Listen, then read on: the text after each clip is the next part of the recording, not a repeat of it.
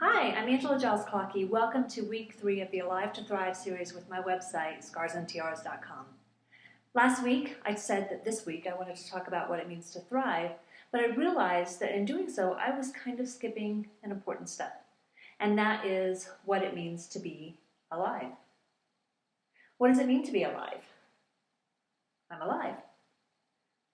But being alive is not the same as living or thriving.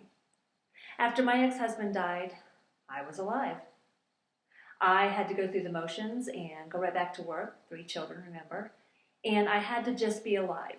Now, obviously, things were not well. I was dealing with essentially a lot of shock. I wasn't crying much other than at the funeral. I was just stoic, and I had a plan and I had a mission, and that mission was to get it done, whatever it was. Whether it was taking care of my children, whether it was going to work, whether it was just waking up and going through the motions of whatever needs to be done in the house. I was alive. And it was hard to grasp the idea of being alive. And let me tell you why. I had survivor's guilt.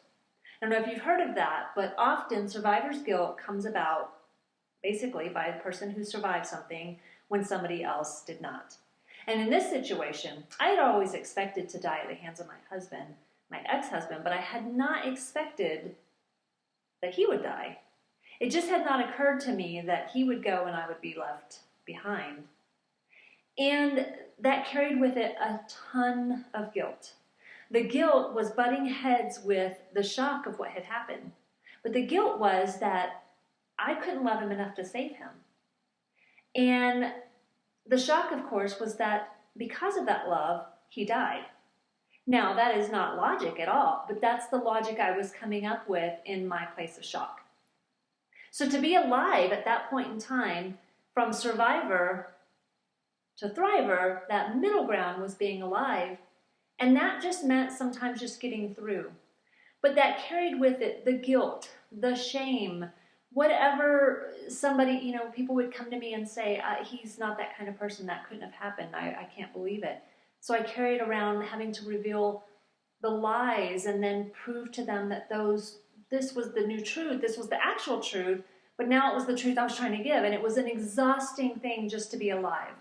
It was exhausting to go to work and pretend like I was fine and run out to tables that I was waiting on and greet them with a happy smile and can I take your order? And what can I get you? And here, let me get you a refill.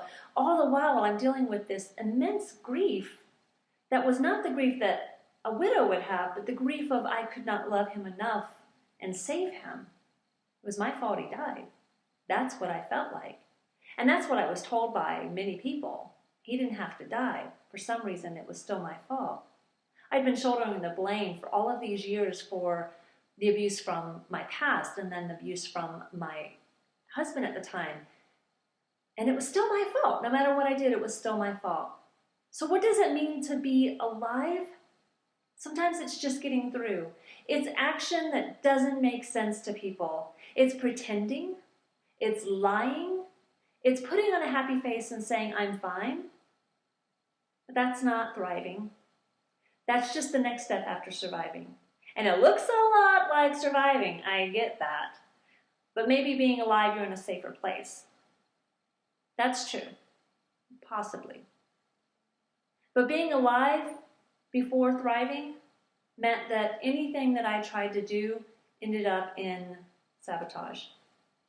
Thankfully, I never sabotaged my new marriage or my relationships with my children, but everything else was fair game. Relationships with friends, with family, jobs, career ideas. Everything was fair game. Nothing was off the table. It was all up for sabotage because I was just alive and I didn't know how to deal with anything going really well. What it means to just be alive before you begin to thrive, well, there's some healing that begins to take place there if you let it. If you realize that you have so much to give and you have so much to heal from, and you have so much to learn, and then you have to give yourself grace. That all can happen in the alive phase. That happens when you realize, I may need someone else to assist me with this, or I'm going to reach out. I'm wearing a superhero shirt today.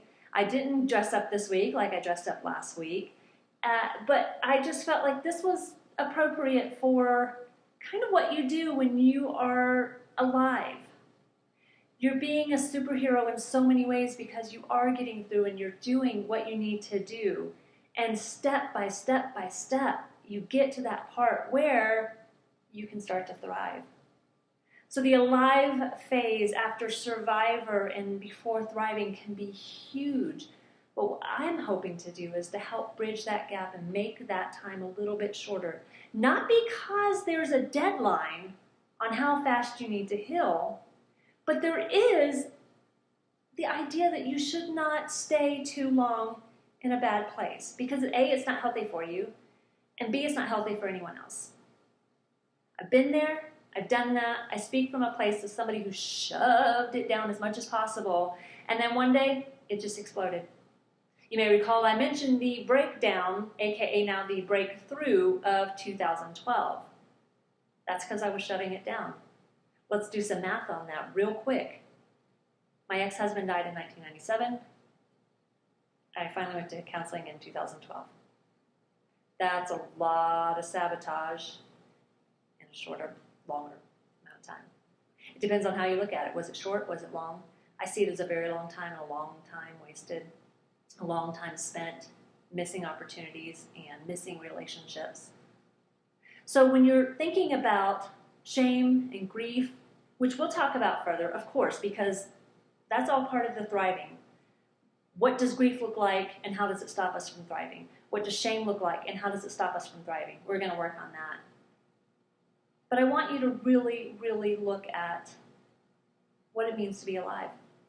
You made it, you're alive, and you're getting through, and oh, bless you, that's wonderful.